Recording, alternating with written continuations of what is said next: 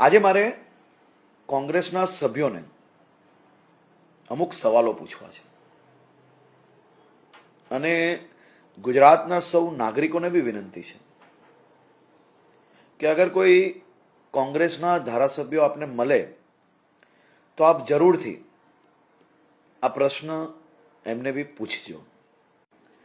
આદરણીય મુખ્યમંત્રી શ્રી ભૂપેન્દ્રભાઈ પટેલ સાહેબે જે દિવસથી ચાર્જ લીધો એ દિવસથી સરકારે એક મક્કમતાથી નિર્ધાર કર્યો અને નિર્ણય લેવામાં આવ્યો કે ડ્રગ્સને રોકવા માટે જે કોઈ કામગીરી કરવી હોય તે તમામ કામગીરીમાં ગુજરાત પોલીસને સરકારનો તમામ સહયોગ મળશે.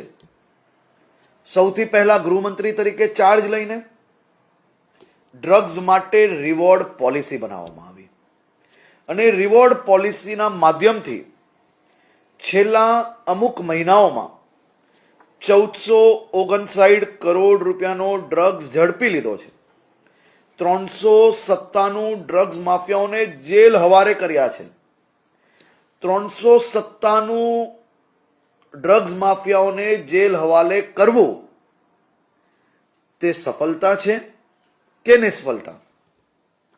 ડ્રગ્સના દૂષણને નાથવા માટે ગુજરાત પોલીસ રાત દિવસ મહેનત કરી રહી છે. સતત સફળતા મળી રહી છે.